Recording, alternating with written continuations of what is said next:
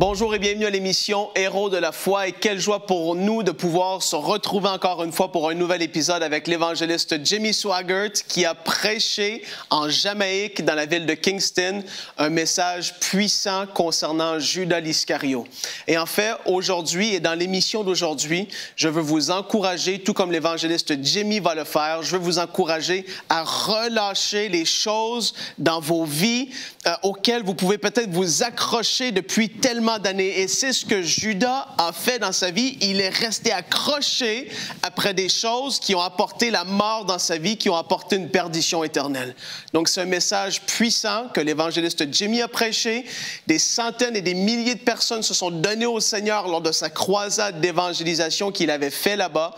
Et je vous encourage, ouvrez votre cœur à ce que Dieu veut faire. Parce que oui, il veut encore une fois vous parler. Il veut nous apporter à la même image que Jésus. Il veut qu'on aille de gloire en gloire dans nos vies. Et donc, ce message, c'est exactement ce qu'il va faire. On va retrouver l'évangéliste Jimmy en Jamaïque. Et maintenant, l'évangéliste Jimmy Swaggart nous présente son message. Gloire au Seigneur! Gloire au Seigneur! Gloire au Seigneur! Alléluia! Alléluia! Alléluia! Dieu merci, cette ville va descendre un jour, préparée comme une épouse qui attend son époux. Et les choses anciennes passeront, il n'y aura plus de pleurs, plus de tristesse. Si vous avez votre Bible ce soir, ouvrez-la avec moi dans l'évangile de Jean, le bien-aimé. L'évangile de Jean au chapitre 13. Je lirai qu'un seul verset de l'Écriture. Le verset 26, dans Jean, chapitre 13, le verset 26. Jésus lui répondit, « C'est celui pour qui je tremperai le morceau et à qui je le donnerai. » Il trempa le morceau et le donna à Judas, fils de Simon, l'Iscario. Je veux prêcher sur ce sujet ce soir. Judas l'Iscario, le fils de Simon.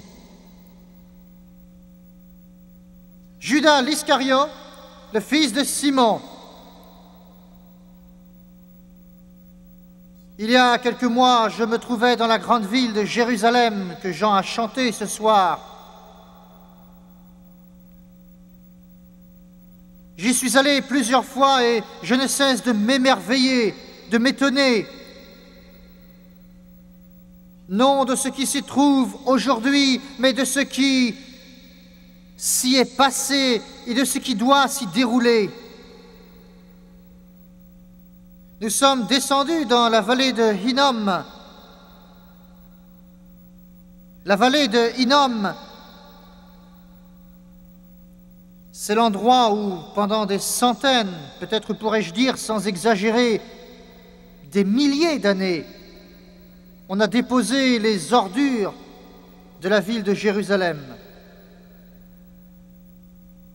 Et nous étions donc là, et nous contemplions cet endroit qui ne sert plus à cela, bien sûr. Quand l'homme qui nous accompagnait a dit « C'est ici que Judas, l'Iscario, le fils de Simon, s'est suicidé ». On pense généralement que c'est sur cette colline qu'il est monté, a pris une corde, l'a attaché à un arbre, se l'est enroulé autour du cou et s'est laissé tomber. Et la Bible dit que ses entrailles se sont répandues. J'étais là-bas l'autre jour, il y a quelques mois, et je contemplais la scène, le lieu, la colline. Je me tenais près de l'endroit où il est très certainement tombé. J'ai alors aperçu à mes pieds une chose que je n'avais pas remarquée. Il y avait là un égout d'où sortait de l'eau. l'odeur, la puanteur que, dans mes réflexions, je n'avais pas encore perçue, a tout à coup empli mes narines. J'ai alors vu cette eau sale, infecte, lentement descendre en bas de la colline. J'ai sauté par-dessus et l'odeur emplissait l'air. Et tout à coup, l'Esprit de Dieu a parlé à mon cœur et a dit: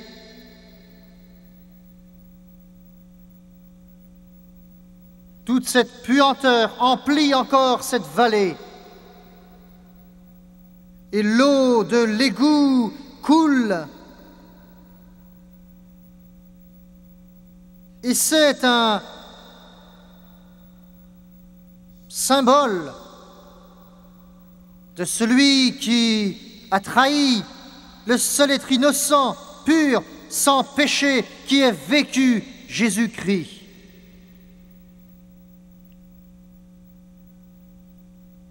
Je me suis tenu là et ma chair a tremblé, j'avais comme des frissons et je me suis alors dit: ô Dieu, car tout à coup, en un instant, je voyais, sentais, réalisais ce qu'était le salaire du péché. Je sentais dans mon esprit toute l'agonie d'une âme éternellement privée de Dieu. Parce que mourir sans Dieu doit être la plus horrifiante, la plus atroce, la plus terrible, la plus méprisable chose qui puisse jamais arriver à une âme humaine. Laissons maintenant cette scène quelques instants ce soir et tournons-nous vers un autre tableau encore plus merveilleux, passionnant et empreint d'une extraordinaire espérance. Je veux revenir à l'instant où Jésus a sélectionné, choisi les disciples, y compris Judas. Jésus avait prié, nous dit Matthieu, pendant toute la nuit. Et alors, en ce jour mémorable, il s'est avancé pour poser les mains sur les 12. Ceux qui avaient été choisis par Dieu, dirigés par Dieu, choisis par Dieu, pour s'asseoir aux pieds de Jésus-Christ. Être instruit par lui, enseigné par lui, vivre dans son intimité. Quel honneur, quelle émotion. Il ne peut exister un honneur plus grand et on ne peut le concevoir et penser que ces hommes n'étaient pas les plus puissants, n'étaient pas les plus riches, n'étaient pas les plus cultivés, n'étaient pas très instruits. C'étaient de pauvres, d'humbles pécheurs, c'était ce que l'on appelle des gens du peuple, comme on dit. Il les avait choisis en leur imposant les mains. L'amour de l'argent est la racine de tous les maux, et Judas aimait l'argent. Laissez-moi ajouter aussi, Judas aimait le pouvoir. Le pouvoir, il voulait être quelqu'un. Il aimait le pouvoir. Il n'avait pas entendu Jésus dire « Celui qui veut être le plus grand parmi vous, qu'il soit votre serviteur ».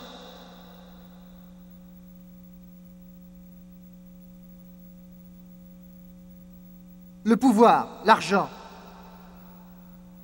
le monde. Laissez-moi vous faire pénétrer davantage dans la pensée de Judas un instant.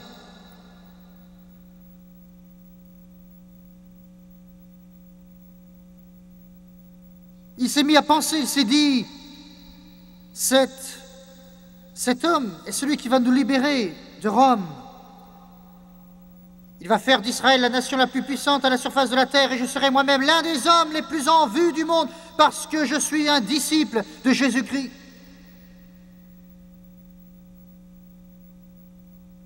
Mais Jésus n'a pas semblé se presser à gravir l'échelle du pouvoir.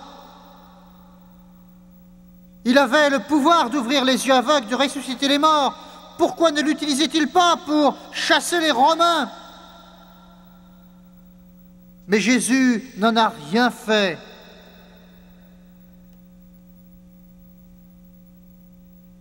Judas n'aimait pas cela. Dans son cœur, il bouillait. Pourquoi Jésus ne se sert-il pas de cette puissance qui lui a permis de ressusciter Lazare d'entre les morts pour chasser tous les Romains et instaurer le royaume de David? Mais Jésus ne l'a pas fait. Et Judas complote. 30 pièces d'argent. Il en avait plus en tête, d'ailleurs. C'était bien maigre, presque rien.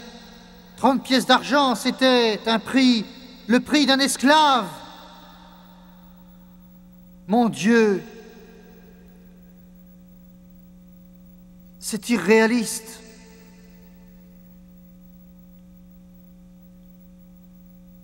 Je vais le vendre. Je vais lui forcer la main. Ainsi, Jésus sera obligé de repousser toute la puissance de Rome et de se faire roi.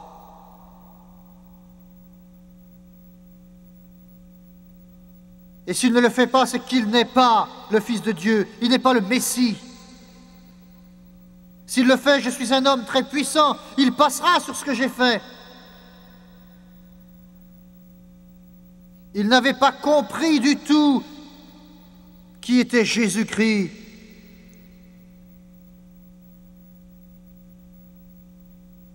Et il l'a trahi. C'était le plus perfide, le plus méprisable, le plus sombre acte qu'ait jamais commis un être humain. Écoutez-moi ce soir. Satan hait chacun de vous ici. Il vous hait.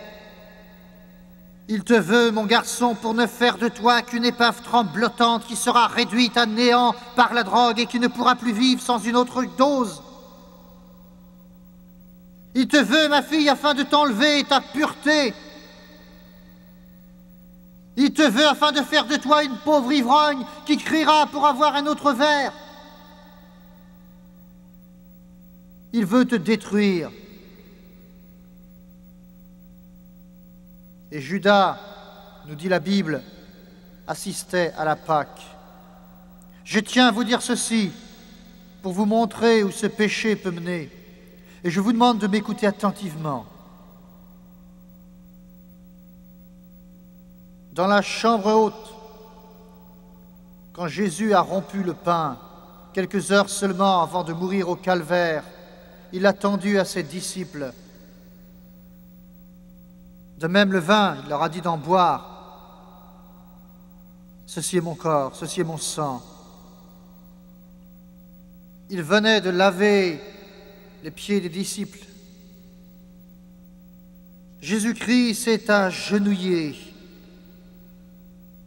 a retiré les sandales de Judas, lui a mis les pieds dans la bassine pleine d'eau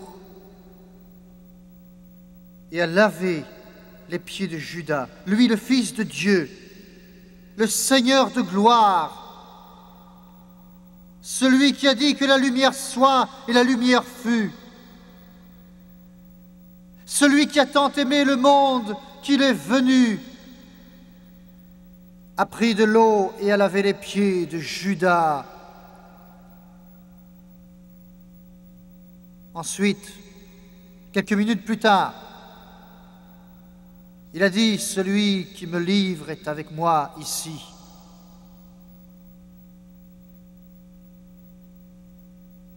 Et les disciples ont demandé qui est-ce? Et lui de répondre, c'est celui à qui je donnerai le morceau. Et il l'a donné à Judas. Et la Bible dit que Judas est sorti. Et il faisait nuit.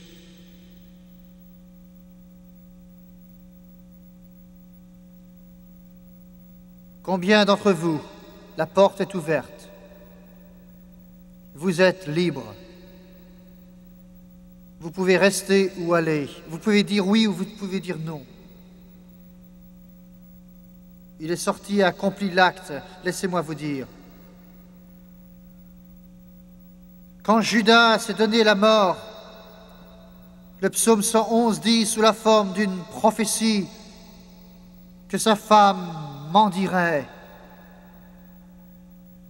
et que tout ce que sa femme et ses enfants possédaient leur serait pris par les créanciers.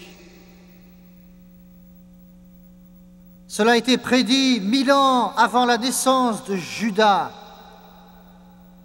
Il a été dit que ses enfants s'assieraient au bord du chemin et mendieraient leur pain.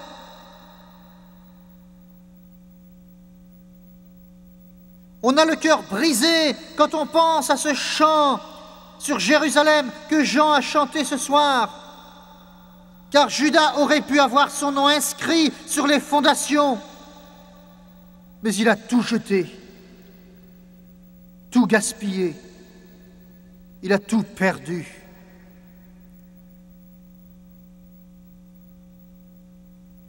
Ira Stanfield a écrit un chant qui dit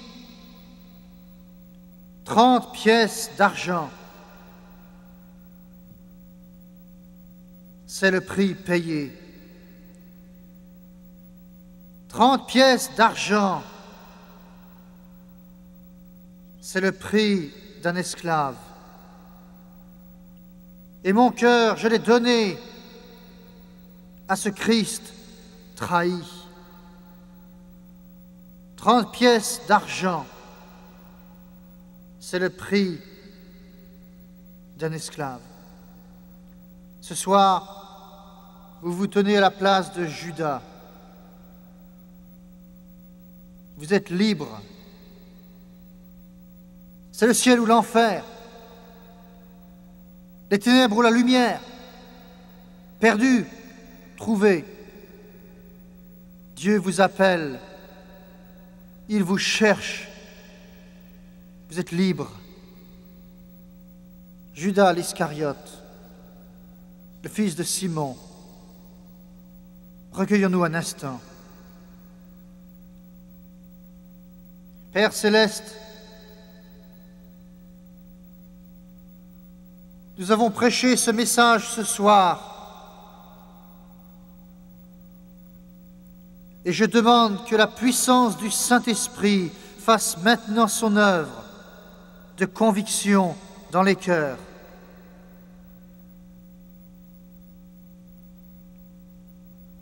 Je prie que chaque homme, chaque femme, chaque garçon ou fille en arrive au point où il ne pourra plus résister à l'œuvre puissante de ton Saint-Esprit. Il convient de dire oui ou alors de dire non, c'est l'un ou l'autre.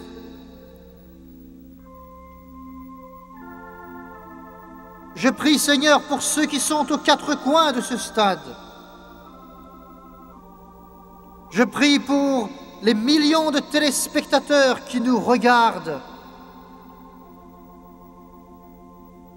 Ouvre la porte et appelle-les afin qu'ils disent oui. Je le demande au nom de Jésus. Écoutez-moi attentivement, s'il vous plaît. Que personne ne s'éloigne de cet endroit maintenant. Il y a des milliers et des milliers de chrétiens dans ce stade qui prient en cet instant même. J'ai besoin de ces prières afin que Dieu, le Saint-Esprit, puisse toucher les hommes, les femmes, les garçons, les filles. Charlie joue maintenant ce merveilleux cantique que J. Heywood a écrit il y a 50 ans. Je vois le flot rouge du sang qui descend du mont Calvaire. Combien vont dire maintenant, Jimmy Swaggart, je suis perdu, j'ai besoin de Dieu, je ne suis pas en règle. Dieu le Saint-Esprit a touché mon cœur ce soir. Je sens qu'il m'appelle, tout comme il a appelé Pierre, Jacques et Jean, et aussi, oh oui, Judas. Il m'appelle. Je le sens, il m'appelle. Il m'appelle. Il m'appelle. Oui, il m'appelle. Voulez-vous lever la main pour dire « Priez pour moi. Je veux vivre la vie éternelle. » Levez la main là où vous vous trouvez, s'il vous plaît. Levez-la, nous la verrons. Nous ne vous mettrons pas dans l'embarras. Gardez la main levée, merci, c'est bien. N'hésitez pas. Des centaines et même des milliers de gens disent « Priez pour moi, priez pour moi. » C'est le moment. C'est le moment. Dieu le Saint-Esprit vous parle, tout comme il a parlé à Judas. Vous pouvez trahir le Christ et quitter cet endroit dans les ténèbres, mais vous pouvez aussi venir à Jésus. Vous m'entendez, Jamaïcains, vous m'entendez, téléspectateurs? Vous pouvez trahir le Christ. Vous dites, Jimmy Swaggart, je ne vais pas le trahir parce que je ne vais pas vivre pour lui. Mais si vous ne vivez pas pour lui, vous le trahissez. C'est ou bien la trahison, ou bien le baptême dans son amour. Ils vont maintenant chanter, je vois le flot rouge du sang. Et je veux que les milliers de personnes qui croient, y compris les téléspectateurs, prient avec moi. Et vous tous qui avez levé la main, où que vous soyez, dans ce stade, je vous invite à venir et à vous tenir ici. Venez avec foi en Dieu et dites, je viens à Jésus. Je donne ma vie à Jésus. Je donne mon cœur à Jésus. Vous avez la même occasion que Judas a eue. Ne la perdez pas. Mais pendant qu'il chante, venez sans hésiter. Je veux que vous me regardiez également avec beaucoup d'attention. J'aimerais bien que vous soyez avec nous à Kingston, en Jamaïque. Plusieurs milliers de personnes se sont approchées ici sur l'herbe pour dire oui au roi des rois, au Seigneur des seigneurs. Dans quelques instants, je suis certain que l'on va entendre des cris là-haut dans la gloire. Quand des centaines et des centaines de personnes vont dire oui au roi des rois, Jésus-Christ. Je veux que vous m'écoutiez attentivement. Comme je l'ai dit dans mon message tout à l'heure, Dieu vous a appelé. Il a posé sa main sur chacun de vous, tout comme il avait mis sa main sur Judas, ou Pierre, ou Jacques, ou Jean. Et je veux que vous pensiez à cela. Il vous a appelé. Il vous a appelé. Chacun de vous, il vous a appelé. Pourquoi l'a-t-il fait? Parce qu'il vous aime. Écoutez-moi attentivement, il vous aime beaucoup. En cet instant précis, si vous croyez en lui, il va purifier vos péchés. Mais il s'attend à ce que vous fassiez quelque chose pour lui aussi. Il veut que vous viviez pour lui. Que vous soyez une lumière, un exemple au sein de ce monde. Ou encore un témoin. Vous dites, Jimmy Swaggart, je ne peux pas le faire. Je ne peux être juste. Vous avez raison. Vous ne le pouvez pas par vous-même, mais avec l'aide de Dieu, vous le pouvez. Vous le pouvez avec son aide. Avec des milliers, des centaines de milliers de gens, j'ai prié la prière du pécheur. Et je veux que vous la répétiez avec moi maintenant. Je veux que vous la disiez après moi. Ce n'est pas le fait de venir devant et de répéter cette prière qui sauvera votre âme. Vous devez croire. Vous devez croire en lui. Vous devez laisser l'Esprit de Dieu entrer dans votre cœur et le croire. Et décider dans votre cœur de le suivre. Parce qu'il a dit aussi à Pierre, à Jacques, à Jean et aux autres, « Suivez-moi, suivez-moi. » Il va changer votre vie. Maintenant, baissez la tête et fermez les yeux un instant. Nous allons prier, et je veux que vous répétiez cela après moi. N'en ayez pas honte, répétez à voix haute. Et vous aussi, téléspectateurs, faites la même chose. Maintenant, prions. Ô Dieu des cieux, je viens à toi au nom de Jésus. Je regrette mes péchés et la vie que j'ai menée. je te demande pardon. Purifie-moi par ton sang précieux de toute iniquité. Je suis lassé du péché. Je ne veux pas mourir comme Judas. Maintenant, selon ta sainte parole, Romains chapitre 10, avec ma bouche, je confesse Jésus-Christ. Dans mon cœur, je crois que Dieu a ressuscité Jésus d'entre les morts et qu'il est vivant. En cet instant, j'accepte Jésus-Christ dans mon cœur. Je vais faire de mon mieux pour le servir et vivre pour lui. Et selon sa parole, Romains chapitre 10, verset 13, où Dieu a dit « Quiconque invoquera le nom du Seigneur sera sauvé. » Je l'ai invoqué. Je crois maintenant. Je suis lavé. Je suis purifié. Je suis sanctifié. Je suis justifié. Je suis sauvé. Gloire au Seigneur. Alléluia. Et oui, vous l'avez entendu, cette comparaison qu'il a faite avec Judas et tout le monde sur cette planète Terre, en fait, la lutte qui est là, la lutte contre le péché, le fait de s'accrocher à des choses auxquelles on ne devrait pas s'accrocher. Jésus est venu afin que nous ayons la vie en abondance et que nous soyons réellement libres à tous égards. Je vous encourage aujourd'hui, si vous êtes chrétien, vous suivez cette émission et vous savez qu'il y a des choses dans vos vies auxquelles vous restez accrochés. Dites, Seigneur, s'il te plaît, j'ai besoin de ta grâce dans ma vie, je veux relâcher cette chose. Prenez la ferme décision aujourd'hui de suivre Jésus de tout votre cœur, relâchant le péché qui est peut-être là dans votre vie. Et si pour vous, c'est la première fois que vous faites de Jésus le Seigneur de votre vie, peut-être que vous avez levé la main à la fin de cette prédication et vous avez dit, moi, je veux t'accepter dans ma vie. Bien ici, nous tous à EMCI, on veut pouvoir le savoir pour vous aider dans vos premiers pas. Donc, écrivez-nous à l'adresse qui s'affiche au bas de l'écran. Et d'ici à la prochaine fois, souvenez-vous que Dieu, il veut faire de vous des héros de la foi.